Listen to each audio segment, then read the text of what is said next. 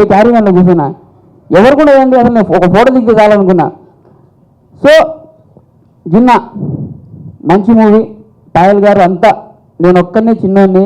చోటాకే నాయుడు గారు, కోనా వెంకట గారు, విష్ణన్న, మోహన్ బాబు గారు. అమ్మో నేను ఇప్పటికీ ఆయన ఫేస్ చేయలేను. అలా వచ్చారంటే అమ్మో మోహన్ బాబు గారా పోయి దాక్కుంటా. సో ఆయన అంటే చాలా ఇష్టం. అంటే మా నాన్నగారు తిరుపతిలో చదువుకున్నారనమాట. నేను సినిమా ఇండస్ట్రీకి వెళ్తా అంటే ఫస్ట్ నుంచి మా నాన్నగారు షూటింగ్ల గురించి చెప్తా ఉంటే, అరే తిరుపతిలో మోహన్ బాబు గారు షూటింగ్ అవుతా ఉంటారని చెప్పి నేను తిరుపతికి వెళ్దాం అనుకున్నా షూటింగ్ చూడడానికి. సో అలా ఆయన అంటే నాకు రెస్పెక్ట్ పెరిగిపోయింది. ఇంకొక నేను హ్యాపీగా ఫీల్ అయ్యే విషయం ఏంటంటే, మోహన్ బాబు గారు ఈ సద్దాంని అంటే నా స్కిట్లు చూశారంట. ఆ కుర్ర టైమింగ్ చాలా బాగుందయా, ఆయన పెట్టడం చాలా హ్యాపీగా ఉంది. నా లైఫ్లో అది ఒక బెస్ట్ అచీవ్మెంట్గా నేను భావిస్తాను. అంత పెద్ద ఆయన. సో నన్ను అంటే ఎంత చిన్న రోల్ కూడా ఆయన దగ్గరుండి ప్రతి రోల్ని అంటే ఆయన పర్యవేక్షణలో ఏది కూడా మిస్ కాకుండా మోహన్ బాబు గారు ఒక లెజెండరీ యాక్టర్ ఆయన చేయడం అనేది చిన్న విషయం కాదు. అండ్ మూవీ విషయానికి వద్దాం. సో ఇది తెలుగు, మలయాళం, హిందీలో రిలీజ్ అవ్వబోతుంది. అండ్ కన్నడలో కూడా తెలుగులో రిలీజ్ అవ్వబోతుంది. సో నన్ను నమ్మి ఇంత మంచి క్యారెక్టర్ ఇచ్చిన చాలా హ్యాపీగా ఉంది. సో ఇప్పుడు మా డైరెక్టర్ గారు ఒకసారి వేదిక మీదకి వచ్చి ఆయన మాటలతో ఒకసారి క్లాస్ చాలా బాగా వచ్చింది. అయితే విష్ణు నా టైమింగ్ ఉంటుంది మామూలు కూడా. సెకండ్ హాఫ్ మాత్రం కామెడీ అదిరిపోద్ది.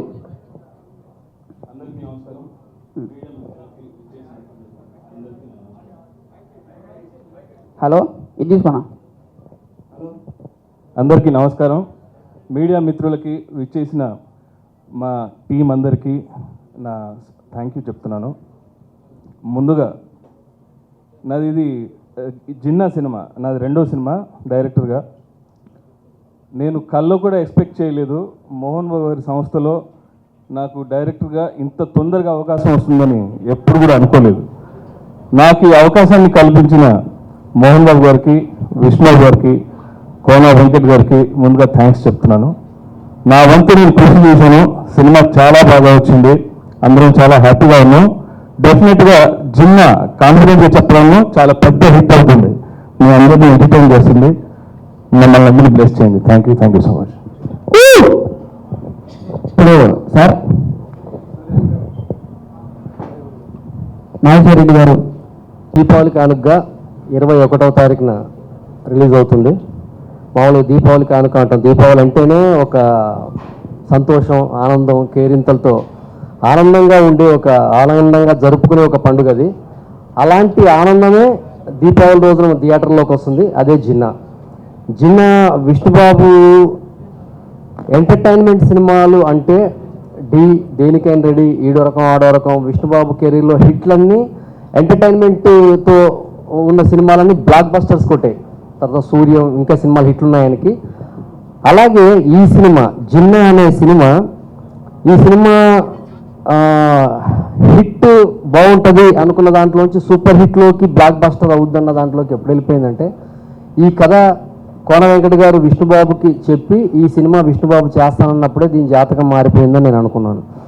నేను వాస్తవంగా చేయనందుకు నేను చాలా ఫీల్ అయ్యాను కూడా. సూర్య చాలా హార్డ్ వర్కర్, లక్కీ ఫెలో. ఎందుకంటే ఈ సినిమాని హ్యాండిల్ చేయడం అంత సులువైన విషయం కాదు. మోహన్ బాబు గారి కంపెనీలో విష్ణుబాబు హీరోగా, సన్నీ లియోన్, పాయల్ రాజ్పూత్, వెన్నెల కిషోర్, చమ్మక్ చంద్ర, రఘుబాబు, బిగ్ కాస్టింగ్. అసలు ఈ సినిమాని హ్యాండిల్ చేసేందుకే ఇతను ఫస్ట్ సక్సెస్.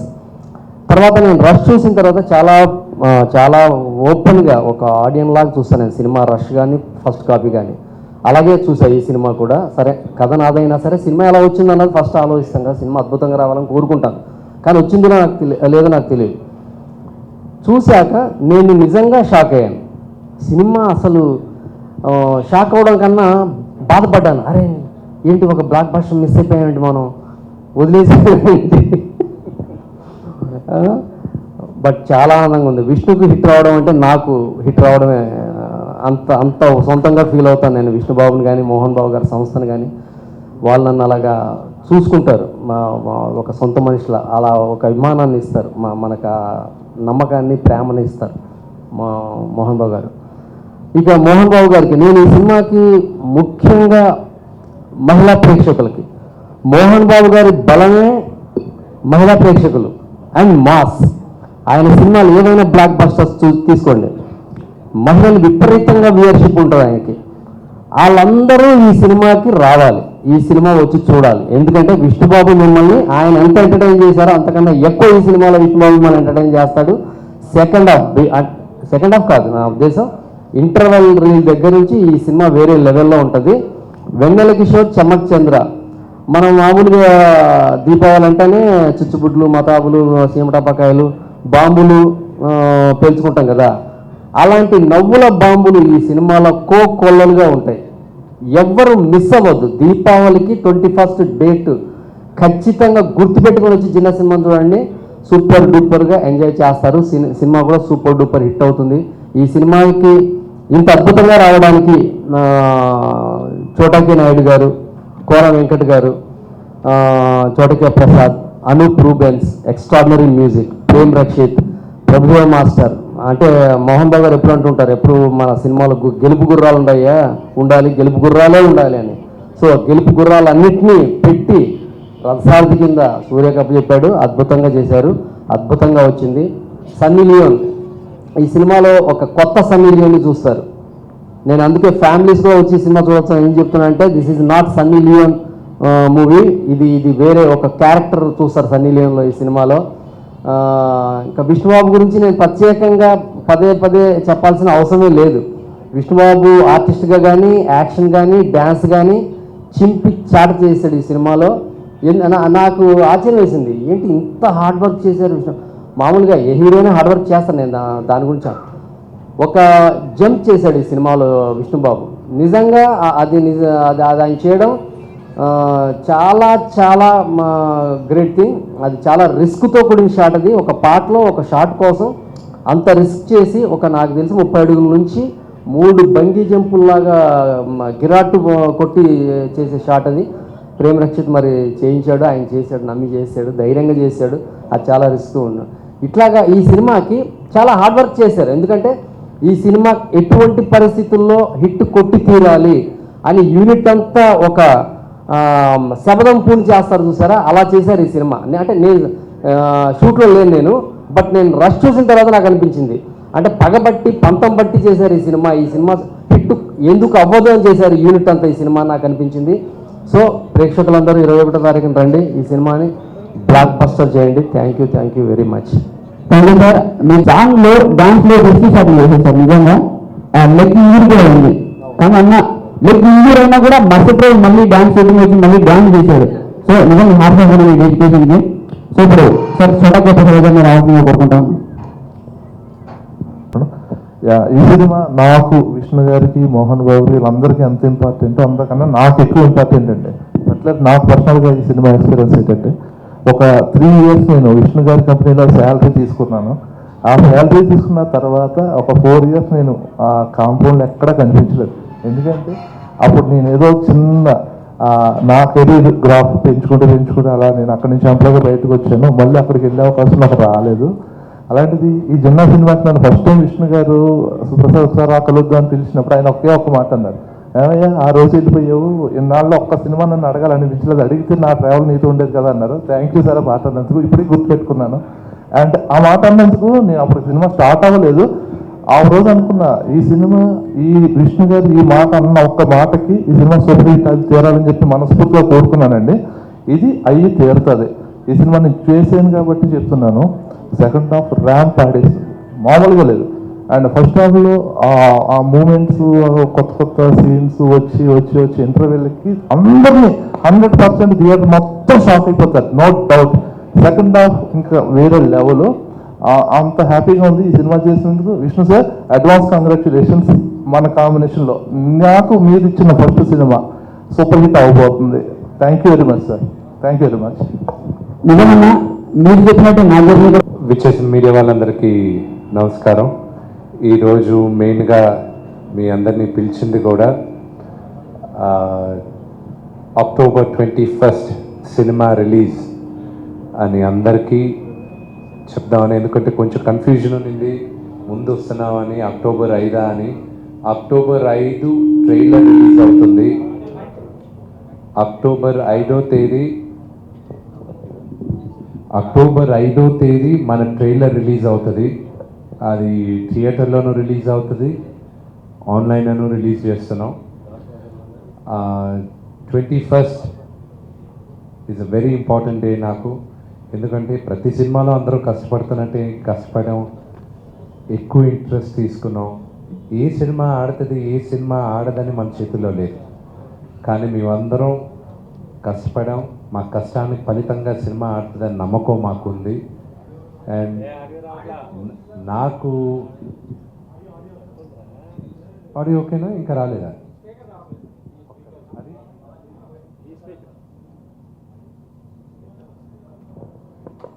హలో ఇది ఓకేనా?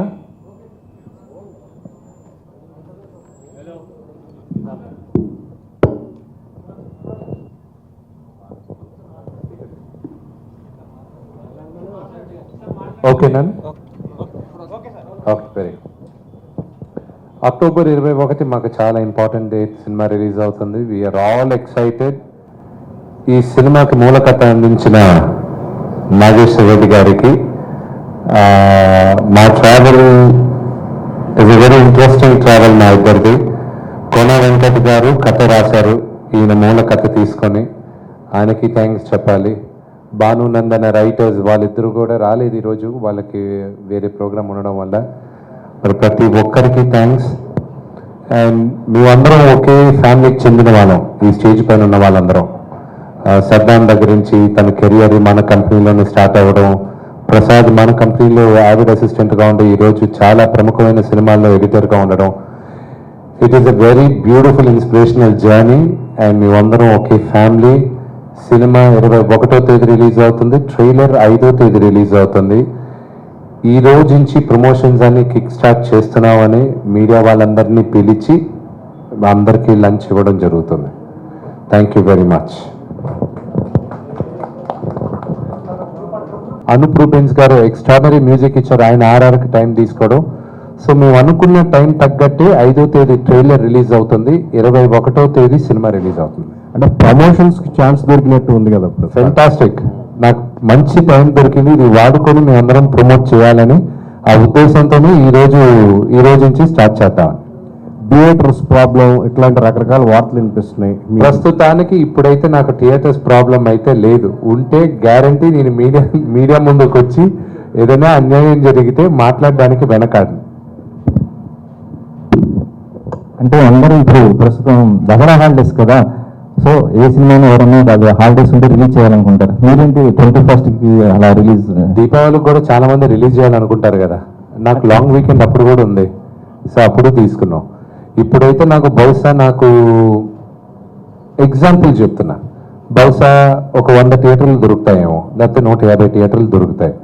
అదే కానీ దీపావళికి వచ్చాను అనుకోండి, నాకు దీనికన్నా ఒక 50% మోర్ థియేటర్స్ దొరుకుతాయి. So I'm business man. Cinema తీసేది ప్యాషన్తో తీస్తాం, కానీ డబ్బులు చేసుకోవాలనే తీసుకుంటాం. పంతానికి కానీ సిలీనెస్కి వెళ్లకుండా కరెక్ట్ డేట్ ఏది, మా అందరికీ థియేటర్స్ ఎప్పుడు బాగా దొరుకుతాయి, సినిమా కొన్న వాళ్ళకి డబ్బులు మిగలాలి, ఆ ఉద్దేశంతో 21st is a fantastic date అన్న దీంతో వెళ్తున్నాం. అంటే ఇటీవల రిలీజ్ అంటే ఆ వీడియోస్ చూస్తుంటే ఫుల్ ఫన్తో ఉంది కదా, ఎంటర్టైన్మెంట్. అంటే మీరు అంటే డైలీ మీ సినిమా ఆ లెవెల్లో ఉంటుంది. అలా ఉండాలన్న ఉద్దేశంతోనే మేము అందరం కష్టపడాం. కొన్ని సినిమాలు ఎందుకు అంత ఎక్స్ట్రాడనరీ హిట్లు అవుతాయి, కొన్ని ఎందుకు లూక్ వామ్గా ఉంటాయని మనం చెప్పలేం. రిలీజ్ అయిన తర్వాత కారణం అనేకం. చేసేటప్పుడు బ్రహ్మాండంగా ఉంటుందన్న ఉద్దేశంతోనే చేస్తాం. ఆ ఉద్దేశం గ్యారంటీ స్క్రీన్ పైన మీకు కనిపిస్తుంది. మొన్న మీరు ఇన్ఫ్లుయెన్స్తో ఒక మీటింగ్ పెట్టుకున్నారు, ఒక వీడియో వచ్చింది. అంటే మిమ్మల్ని ట్రోల్స్ చేస్తున్న వారి పైన కేసు పెడతా ఉన్నారు. అంటే ఎవరు పర్టికులర్గా ట్రోల్స్ చేస్తున్నారు ఏంటి అంటే దాని గురించి ప్రతి ఒక్కరిని ఇక్కడే కాదు, ఇట్స్ ఎ జనరల్ ట్రెండ్. ఇప్పుడనే కాదు, మీరు జర్నలిస్టులు, మీకు 1980s, 70s కొన్ని మ్యాగజైన్స్ ఉండేటివి, వీక్లీ మ్యాగజైన్స్, సినిమా మ్యాగజైన్స్. దాంట్లో కూడా రూమర్స్ రాసేవారు. ఇప్పుడు ఓల్డ్ స్కూల్ కొంతమంది ఉన్నారు, ఇంకా ప్రభు గారు వీళ్ళందరూ కూడా ఉన్నారు. ఎదుగో ఆల్ ఓల్డ్ స్కూల్ అన్నమాట. వీళ్ళందరూ 30 సంవత్సరాల నుంచి ఉండేవారు. వీళ్ళందరూ ఆ రోజు రూమర్స్ ఉండేటివి, అది పేపర్ అమ్మకానికి కొంతవరకు. కానీ ఈ రోజు ఇప్పుడు లైన్ దాటినంతగా సినిమా ఇండస్ట్రీ అంతా ఒకే కుటుంబం అని నమ్ముతాం. పాత్రికులైనా సరే, ఇండస్ట్రీలో పనిచేసే వాళ్ళు తెర ముందు తెర వెనకాల అందరూ ఒక ఫ్యామిలీ అని ఉంటుంది. మీడియా వాళ్ళ ముందు, మా సినిమా మీడియా ముందు ఇప్పుడు కొంచెం అంత హోమ్లీగా లేవు, కానీ సినిమా మీడియా ముందు పొరపాటున మేమేమన్నా పొరపాటు మాట్లాడినా కూడా వాళ్ళు ప్రింట్ చేసేవాళ్ళు కాదు. వద్దు అలా మాట్లాడకూడదు, కరెక్ట్ కాదని. అలా ఉమ్మడిగా ఉండేవాళ్ళం. ఇప్పుడు ఎక్కువ మంది బయట వాళ్ళు రావడం, మీడియా పెరగడం, ఎథిక్స్ అనేటివి మాకు నచ్చిన ఎథిక్స్ ఎంతవరకు ఉంది ఇంకా ఓల్డ్ స్కూల్లో అనేది డిబేటబుల్. బట్ ఈ ట్రోల్స్ ఇవన్నీ ఏంటంటే మొన్న కూడా చెప్పాను, ఈరోజు main purpose cinema release date announce చేయడం. బట్ ఆ రోజు చెప్పింది ఏంటంటే సైబర్ పోలీస్ హైదరాబాద్కి మేము కంప్లైంట్ ఇవ్వడం జరిగింది. వాళ్ళు రెఫర్ చేయడం జరిగింది. ఒక 2 IP అడ్రస్లు మాకు రావడం జరిగింది. ఆ 2 IP అడ్రస్లు, ఒకటేమో జూబ్లీ హిల్స్లో ఉన్న ఒక ఆఫీస్ అడ్రస్, రెండోది చెక్ పోస్ట్ దగ్గర ఇంకొక ఆఫీస్ అడ్రస్. ఈ ఆఫీస్ అడ్రస్ నుంచే మేజర్గా ఉన్న ఈ పెయిడ్ బ్యాచ్ ఉంది. ఓకే, దీనికి అనేక పేర్లు మా వాళ్ళు పెట్టారు. అవన్నీ చెప్తే మీకు తెలిసిపోతాయి ఎవరని. కానీ మీరు ఈసారి ఈ ట్రోల్స్ అని వచ్చేది ఎవరు, ఒక పర్టికులర్ హీరోని టార్గెట్ చేస్తున్నారంటే ఆ అకౌంట్స్ ఎవరివి అని తెలుసుకోవాలంటే వెరీ సింపుల్. ఇప్పుడు నన్ను కానీ ట్రోల్ చేశారనుకోండి, ఎన్ని నిమిషాల్లో ట్రోల్ అవుతున్నాను నేను, ఆ వీడియోలు కానీ ఆ కామెంట్స్ కానీ అవన్నీ ఎన్ని సెకండ్లలో పెడుతున్నారు, ఎన్ని నిమిషాల్లో పెడుతున్నారు. ఒక వాట్సాప్ గ్రూప్ ఉంది, ఇవన్నీ నాకు పోలీసులు చెప్తే తెలిసాయి. ఒక వాట్సాప్ గ్రూపు, సపోజ్ నాదొక మా సిబ్బంది అందరికీ ఒక వాట్సాప్ గ్రూప్ పెట్టి, ఇదిగో ఇలా వీడియోలు పోస్ట్ చేయండి, ఇలా కామెంట్లు చేయండి, ఇలా చేయండి అని ఇన్స్ట్రక్షన్ ఆ వాట్సాప్ గ్రూప్లో పెడుతున్నారు. దాన్ని ఇమ్మీడియట్గా అందరూ పెడుతున్నారు. ఏది జరిగినా 45 నిమిషాల నుంచి గంటన్నర లోపల ఇవన్నీ జరుగుతుంది. ఇదంతా ఒక పెయిడ్ బ్యాచ్. వీటిని కూడా పట్టించుకున్నాను అనుకోండి, ఇండస్ట్రీలో ఇంకా ఉండాల్సిన అవసరం లేదు. ఇవి జరుగుతాయి. మేము ఎంటర్టైన్మెంట్ కోసం నవ్వుకుంటూ మేము పక్కన పెట్టేసుకుంటూ ఉంటాం, కానీ వాళ్ళకి నా పైన ఇంత డబ్బులు ఇన్వెస్ట్ చేసి ఇలా చేసేది ఎందుకని నాకు కామెడీ. అంటే ఎందుకు వాళ్ళు మిమ్మల్ని చేయడం వల్ల వాళ్ళకి వచ్చే ప్రయోజనం ఏంటి అసలుకి మీ నుంచి? అంటే ఐ హ్యావ్ నో క్లూ. ఈరోజు రేపట్లో కోర్టులో ఎలాగో కేసు నమోదవుతున్నాయి. ఆ 18 యూట్యూబ్ ఛానల్స్ కూడా ఏవనేది కూడా మీకు పబ్లిక్లో ఇప్పుడు FIR బుక్ అయినప్పుడు మీకు కోర్టులో సబ్మిట్ చేసినప్పుడు మీకు తెలుస్తాయి. అవన్నీ మీరు చూసినప్పుడు కూడా మీకు అర్థం అవుతుంది అది మమ్మల్ని చేస్తున్నారా అందరినీ చేస్తున్నారా అనేది క్లారిటీ వచ్చేస్తుంది. ఆన్లైన్ మీడియా వచ్చింది అంటే it's a very dangerous weapon. అది టూల్గా వాడుకోవచ్చు, నేర్చుకోవడానికి, జీవితం బాగుపడడానికి వెపన్గా కూడా మార్చుకోవచ్చు. ఇది వెపన్గా మార్చుకొని మా పైకి రావాలనుకున్నారు. But we are all clear hearted people. So ఇదంతా జరిగింది కరెక్ట్గా అబ్జర్వ్ చేశారంటే almost 1 year back movie artist association elections అప్పటి నుంచే మొదలయ్యాయి. దానికి ముందు మీరు ఇవన్నీ వినలా. అవి స్టార్ట్ అయిన తర్వాతే వింటున్నారు మీరు ఇవన్నీ. కరెక్ట్గా సినిమా రిలీజ్ ముందే వింటున్నారు. మేము ఏం మాట్లాడినా దాన్ని ట్విస్ట్ చేసి వింటున్నారు. సో ఇవన్నీ ఒక పెయిడ్ క్యాంపెయిన్, బాట్స్, ఇది ఒక పైసా వసూలు బ్యాచ్ అనమాట. దీన్ని ఎవరు పట్టించుకోకూడదు. కానీ జనాలు తప్పుగా అర్థం చేసుకుంటున్నారన్న ఉద్దేశంతో కోర్టుకి వెళ్తున్నాం, కానీ లేకపోతే వీళ్ళని లెక్క చేయాల్సిన అవసరం కూడా లేదు. పేర్లు ఒకసారి బయటకు వచ్చాయంటే వాళ్ళ పరువులు పోతాయి.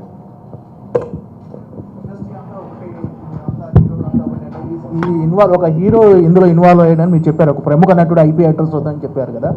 అంటే ప్రముఖ నటుడు ఆఫీస్ IP అడ్రస్ ఉంది. ఇప్పుడు మనందరం ఫ్యామిలీ మెంబర్స్, ఆ ఫ్యామిలీలో అందరం కరెక్ట్గా ఉంటామా? ఉండవుగా.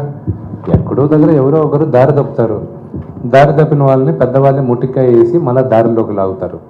దారిలోకి రాలేదనుకోండి, మనమే వాళ్ళని ఇది హోప్లెస్ కేసు పక్కన వేలేసేస్తాం. అంతే జరుగుతుంది. అంతే కదా. Thank you.